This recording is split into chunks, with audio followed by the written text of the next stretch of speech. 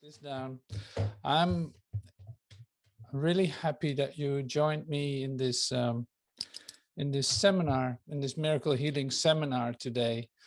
It is a great way to join together, and so we are starting off with a moment of silence instead of dancing, and that is great. So I'm going to introduce you to a moment, because this this part of the seminar will be about the idea of which role has Jesus in healing, which part does he take in this.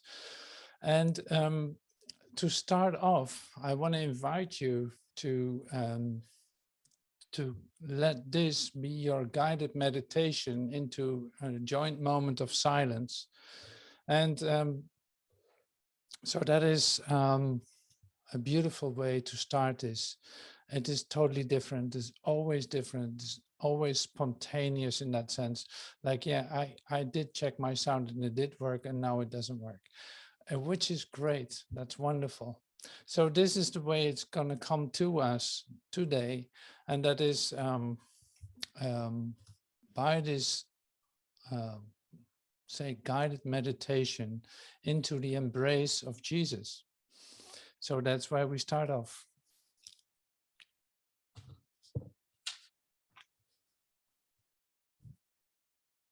The embrace. Your longing now has reached a fever pitch, a burning in your heart quite different from that which you have felt before. Your heart may even feel as if it is stretching outward, straining heavenward, near to bursting, where its desire for union, a desire you do not understand but can surely feel. This is a call to move now into my embrace and let yourself be comforted. Let the tears fall and the weight of your shoulders rest upon mine. Let me cradle your head against my breast as I stroke your hair and assure you that it will be all right. Realize that this is the whole world, the universe, the all of all, in whose embrace you literally exist. Feel the gentleness and the love. Drink in the safety and the rest. Close your eyes and begin to see with an imagination that is beyond thought and words. You are no longer the object, viewing the subjects of the kingdom. You are at the heart of the kingdom's beauty revealed, the beloved child suckled at the breast of the Queen Mother Earth. One child of one mother, nameless and beyond naming. No I resides here. You have given up the vision of your eyes and the eye of your ego.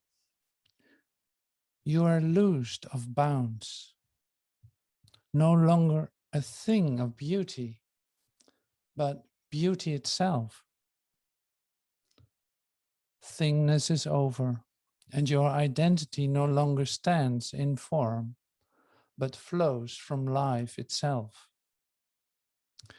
Your beauty is the gathering of the atoms, the order in chaos, the silence in solitude, the grace of the cosmos. Our heart is the light of the world. We are of one heart.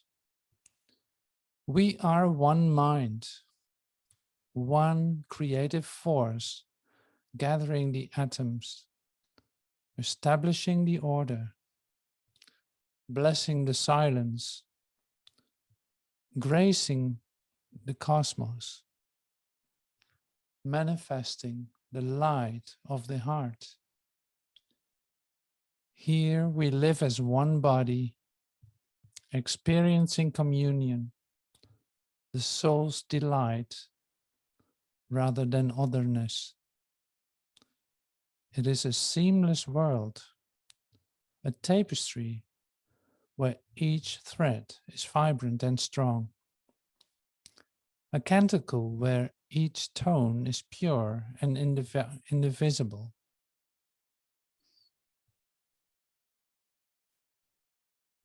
Drink in the safety and the rest. Close your eyes and begin to see with an imagination that is beyond thought and words. So we will be still for a moment and let that come into us, so to speak.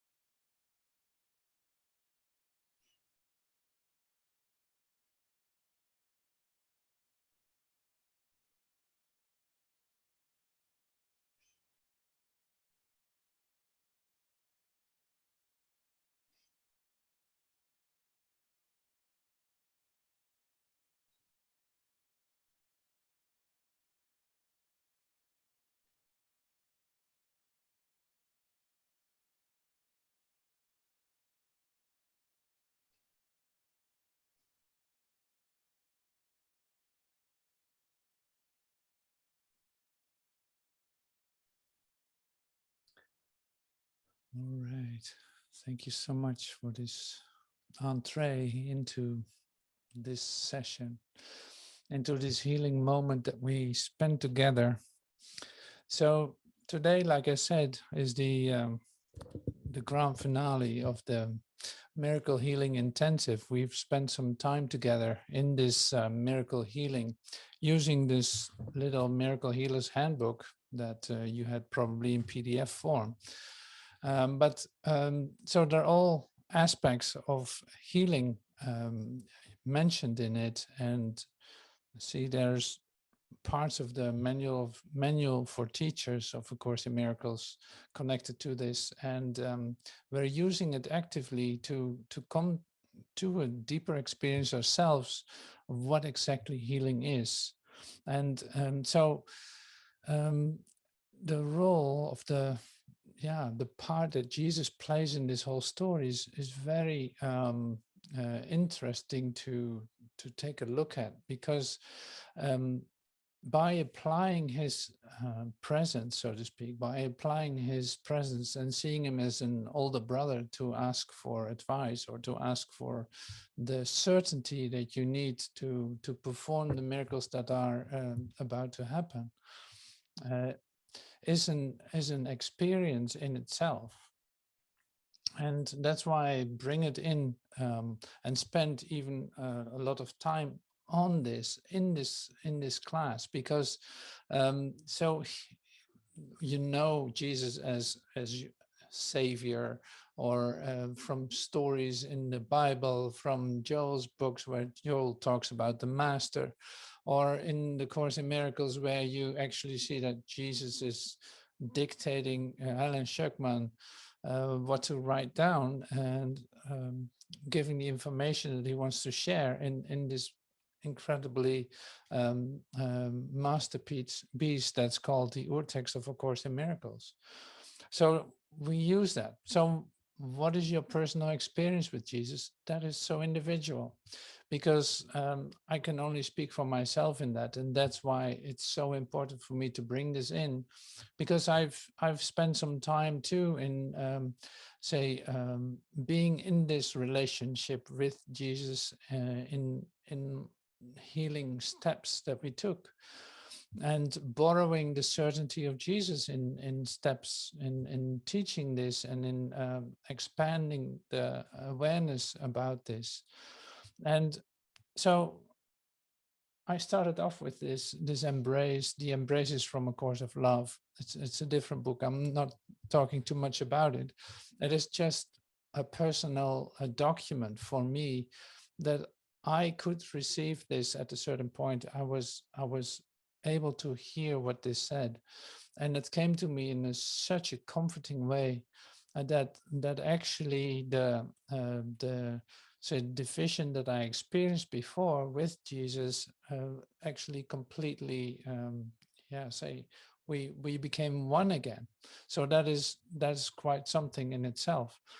And so the use of Jesus in your experiences is interesting to take a look at that, because it is like if you have a revelation, or you experience deep grace, you don't recognize that as Jesus coming to you or anything like that. It's not a label connected to it. And that makes it can be sometimes even confusing, because it is your own experience, but in your experience of oneness, of grace, of connectedness, there's actually no personality or a personal individuality connected to it anymore. So that, like I had with my initial spiritual experiences, I did not see Jesus, or it's not that I was with Jesus in that. While in my experiences of unity, of wholeness, I actually see that everyone is is present, literally. Like there's no one missing. Everyone's here. But it's like everyone is here. There's only one of us in that. So that's why talking about it doesn't make a lot of sense. So that's why I handed over this guided meditation to come to the closeness of the relationship with Jesus. So, and that is then I don't say you have to use them, but I just want you to be open to receive what I'm going to share with you, and you can decide for yourself.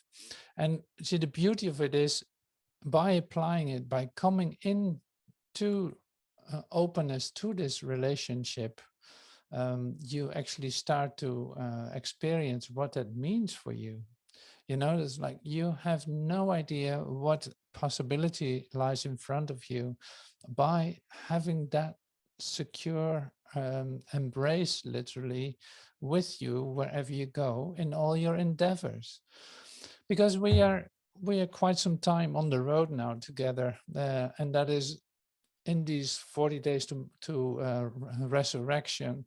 We're on the 29th day, and actually you are going through a certain process. You can feel that, like everything is changing also for you. It's impossible that it could not, you know, so that it becomes more and more obvious that you need help in the place where you find yourself. You don't actually know how to deal with certain aspects of it.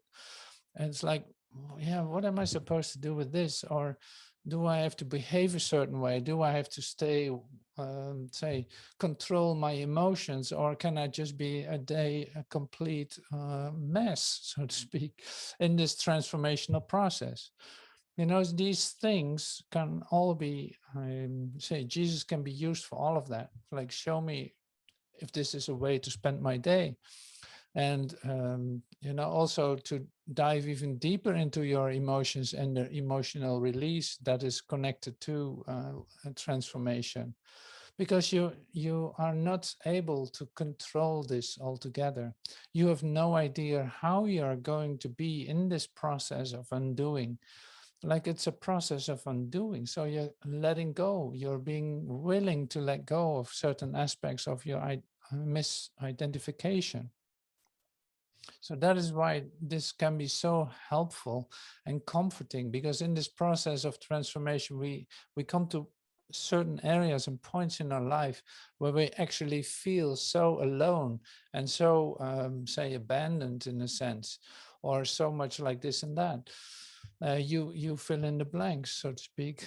And I know that you have very specific feelings with great intensity that you don't know where to go with. You know, that's yeah, absolutely, it's part of it.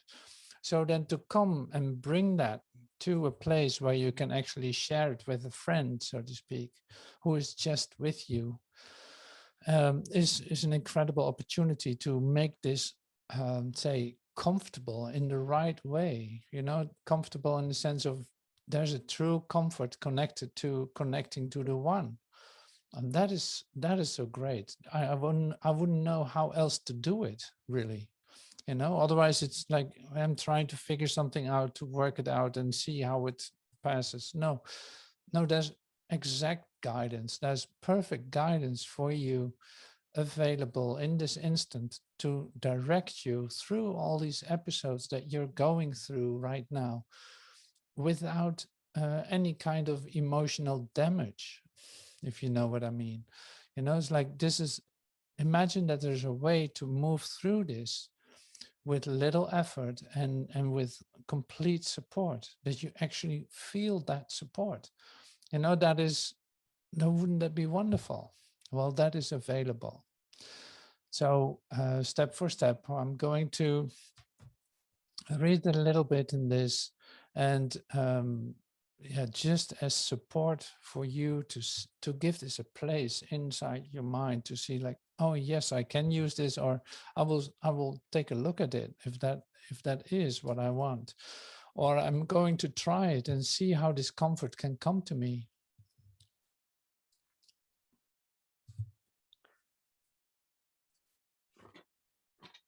So the specific chapter I put on the website, and you can download it as a PDF. Does Jesus have a special place in healing? Okay, so God's gifts can rarely be received directly. Even the most advanced of God's teachers will give way to temptation in this world. Would it be fair if their pupils were denied healing because of this? The Bible says, ask in the name of Jesus Christ. Is this merely an appeal to magic?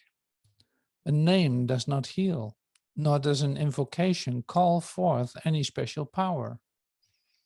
What does it mean to call on Jesus Christ? What does calling on his name confer? Why is the appeal to him part of healing? Okay, so now you only have more questions. So now you have to do some work too. Like, how are we going to answer this? Is this merely an appeal on magic? So yeah, it's not going to be answered directly, but it will come back to us in a way that you can understand and that you can accept.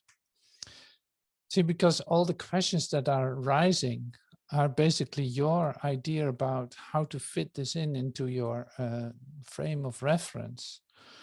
So that's not going to be helpful anyway. I know that's a bit upsetting if I say it like that, but it is, say, giving up the hope that you can really do something, so to speak, with your frame of reference, as if that has as if that is a help to you. It is not. We have repeatedly said that one who has perfectly accepted the atonement for himself can heal the world. So in one who accepted the atonement for himself, we talked about that last time too. It's like atonement is the undoing of what never was. Like one who has accepted his undoing in terms of misidentification up to every part of it, like the physical part, the mental part, and so all of that. He has already done so. So we're talking about Jesus. Yes, he has already done so. Temptation may occur to others, but never to this one.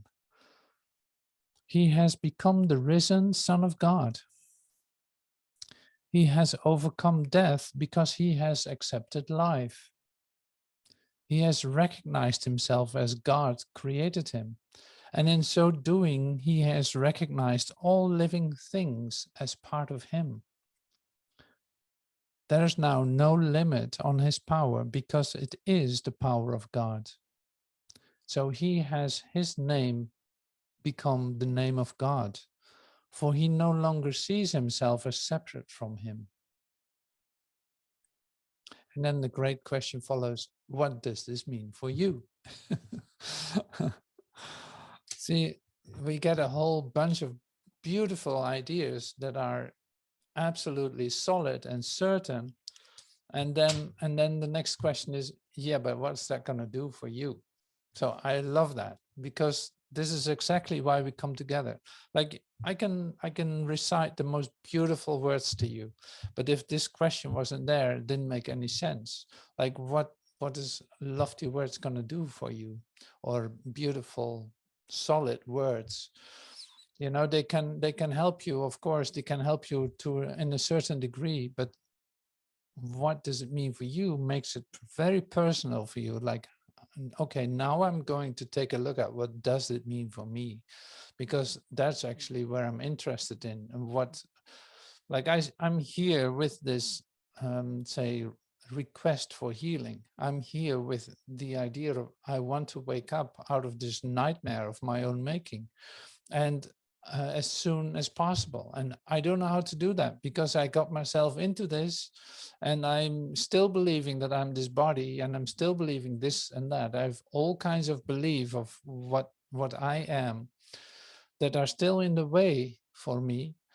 And so to come to guidance that can actually lead me out of my own labyrinth, that will be fantastic, because I cannot see the way out. It's impossible for me to see that. Even though sometimes I think I have really good ideas that I love to follow up, but then actually seeing, no, it's not working.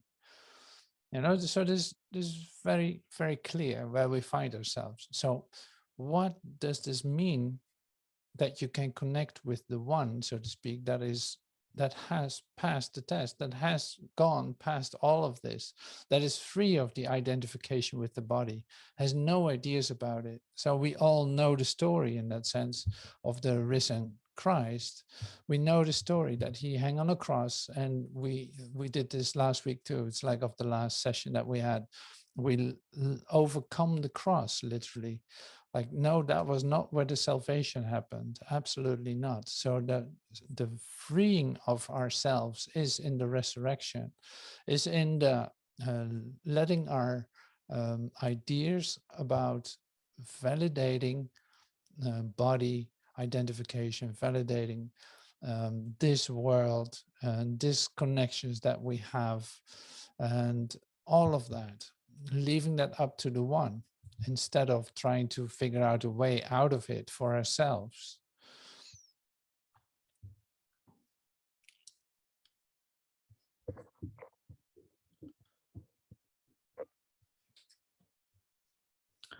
So what does this mean for me? It means that in remembering Jesus, you are remembering God. The whole relationship of the Son of God lies in him. His part in the sonship is also yours, and his completed learning guarantees your own success. Is he still available for help? What did he say about this? Well, remember his promises and ask yourself honestly whether it is likely that he will fail to keep them. Can God fail his Son? And can one who is one with God be unlike him? Who transcends the body can transcend it, has transcended limitation. Would the greatest teacher be unavailable to those who follow him? Okay, so here are some more specific questions coming closer to you. Is he available to you for help? And then it's not that they say yes in this. No, it's like, no, they want you to take a look at your own questions. Like, is he still available for help for me? Like, well, remember his promises. I will never leave you nor forsake you. Like, do you think that, honestly ask yourself, is that a vain promise? No. Can God fail his Son? Like, can the one that created you, can he fail you? No, that would be another confirmation of the idea of separation. And we already know and experience more and more that the separation has not occurred. That is what the miracle is, what we discover the miracle is. Who transcends the body has transcended limitation. Would the greatest teacher be unavailable to those who follow him? Wow, so this is quite something. The greatest teacher be unavailable to those who follow him, one who has transcended the body and is here available, is literally here present. Would he be unavailable to whom wants to follow him? Well, the questions seem to be pretty obvious. So the name of Jesus Christ as such is but a symbol, but it stands for love that is not of this world. It is the symbol that is safely used as a replacement for the many names of all the gods to which you pray. Okay, so I'll stop reading for a moment, because it's not about the reading in that sense. It is about your experience. What are you going to do with this information? So in this miracle healing, in this say path that we're on, Jesus was always present. Like we read it in Joel's books, we read it in the Course in Miracles, we read it in the Course of Love, we read it everywhere. You know, it's like in the Bible. You see in the Bible that Jesus exemplifies all of this continuously during his sojourn on earth too, becoming free of judgments of others, becoming free of his own temptations, demonstrating that to the last minute, that he literally resurrects. So, and now to come to the use of this, the practical use is like what I said in the beginning, is like it is a personal relationship that you're going to set up with Jesus. And your resistance, possible resistance to it, for whatever reason, can be undone easily when you start to come into the experience of what it means that you have support on this path. Maybe that was exactly the thing that you were looking for, like the missing link in that sense, to make this happen for yourself. Like, I can assure you that if you call Jesus in that sense, in your healing, in your healing for yourself, in your transformation, then you see that that is, say, a way of coming into a very comforting relationship that is so close to you and so, yeah, it melts your heart, literally. That is what is so so great about it. But see, I cannot convince you of that, and I have absolutely no intention to do that. It is just that I can only teach you from my own experience, and that's being confirmed also, that's my, yeah, that's, I'm invited to do that. That's why I do this to you. So the rest is completely up to you, what you want to do with that. Absolutely. So here we are in the Miracle Healings Intensive Seminar. So today there will be many things that we go through, and one of them is also that you have a possibility to extend yourself, to stand in the spotlight, so to speak, and share something that really touches you, and you're going to show that to us. So that's also a very nice part of this seminar. And then at the end of the seminar, we will have a possibility for a celebration, because, like, healing is happiness. It's so great to come to freeing ourselves from the cross, so to speak, freeing ourselves from the limitations that we imposed upon ourselves. That's worth a celebration. It's so great. So at the end, we say in the last half hour or something, we will do that in this seminar. And so some of us were invited to come up with a poem or a song, and even sound healing will occur. So what that exactly is and how that's going to happen, you will see in a moment. But so we're going back now to does Jesus have a special place in healing?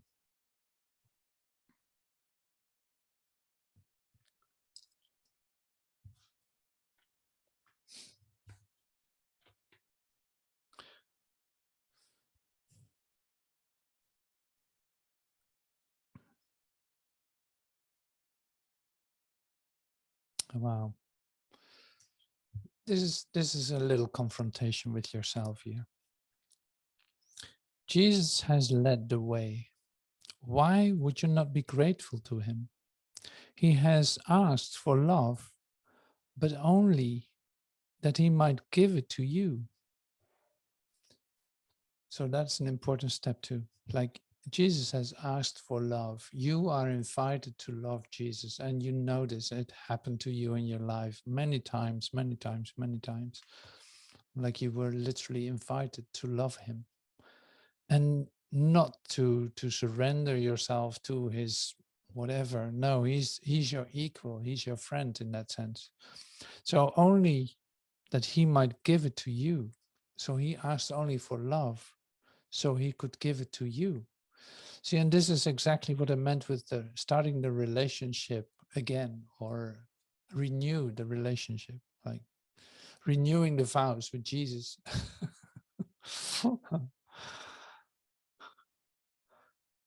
Like that is a bit what's happening. So that is lovely. So you are invited to love him, so he can give it to you too. He's offering you his comfort. He's offering you his comfort in your endeavor to come to the new identification of yourself, to come to your new free self. And here it says, you do not love yourself, but in his eyes, your loveliness is so complete and flawless that he sees it in an image of his Father. Sorry.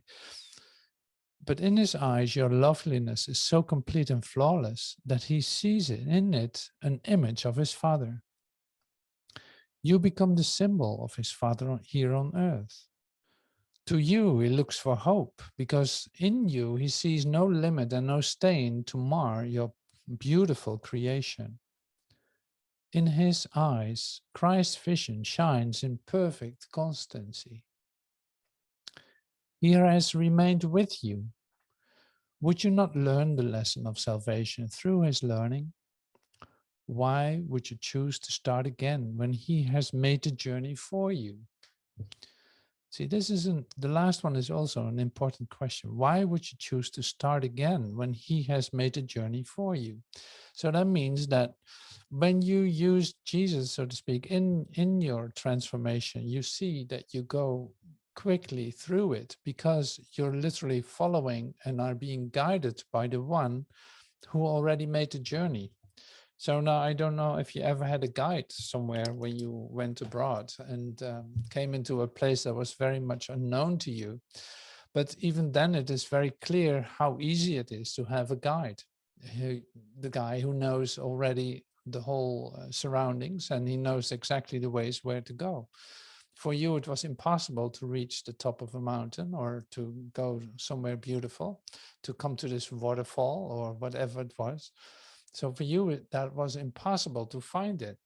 But the guide knew it just like his pocket, you know. So that's the same with Jesus and your transformation. So it's such a speed up to use him in that sense. See, and then I speak again from my own experience. It's like to ask for guidance in this in these deep valleys where you go through, like in these valleys of death, if you want, where you go through, how quickly you can be led out of this if you follow the guidance of one who knows.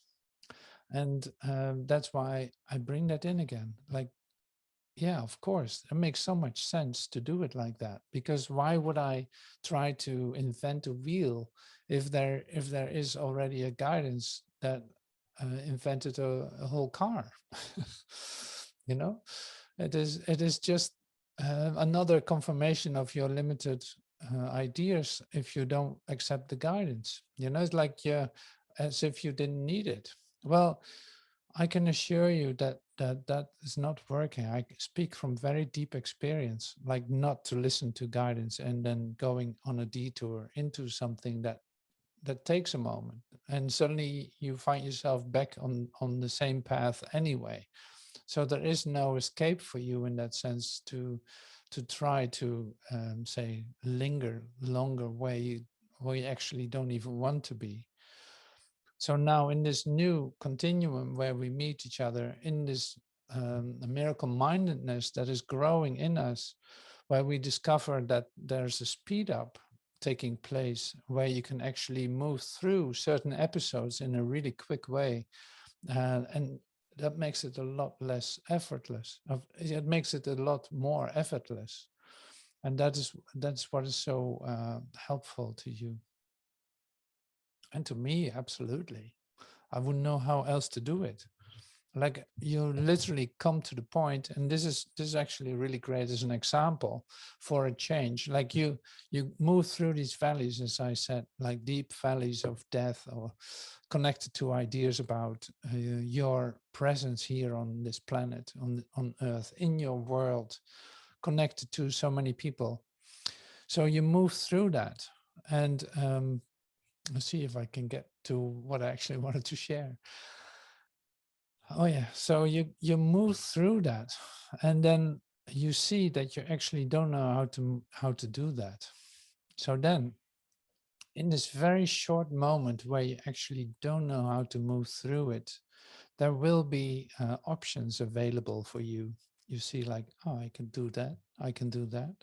Oh, I can even, like I said last time too, you can sink into an depression, or you can choose a sickness of your choice, or you can do this or that, or, you know, there will be temptations for you to take a detour into a place where you actually don't want to go, but it seems to be the only options in your humanhood, that you still think that you have to find the options for your release.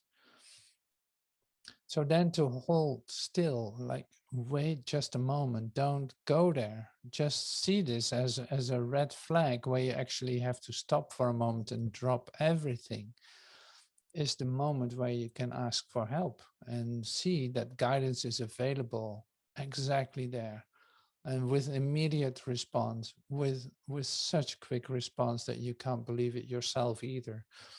The only requirement is that you give up your options. Just give up your options of what you think is the solution. So then suddenly the way is open for you to receive the help that you need. And that feels so good, and that is so it's like so comforting that you actually feel where you have to go, and feel that there's nothing to be afraid of, that you will be guided on a moment by moment basis to get out of it, and to move through a whole episode that would otherwise have taken hundreds of years. How amazing is that?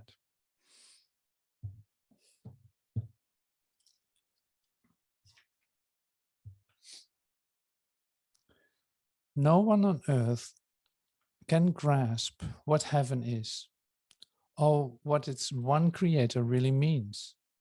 Yet we have witnesses. It is to them that wisdom should appeal. There have been those whose learning far exceeds what we can learn. There have been those whose learning far exceeds what we can learn. Nor would we teach the limitations we have laid on us.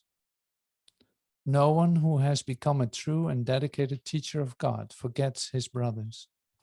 Yet what he can offer them is limited, but what he learns himself. Then turn to the one who laid all limits by and went beyond the farthest reach of learning. He will take you with him, for he did not go alone. He will take you with him, for he did not go alone. And you were with him then as you are now.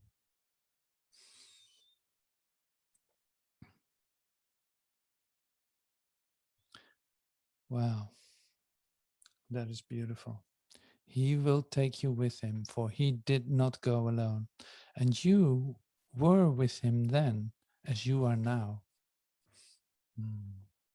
This course has come from him because his words have reached you in a language you can love and understand. All other teachers possible to lead the way are other teachers possible to lead the way to those who speak in different tongues and appeal to different symbols? Certainly they are. Could God, if anyone without a very present, could God leave anyone without a very present help in time of trouble? A savior who can symbolize himself? Yet do we need a many-faceted curriculum, not because of content differences, but because symbols must shift and change to suit the need. Jesus has come to answer yours. In him you find God's answer. Do you then teach with him? For he is with you. He is always here.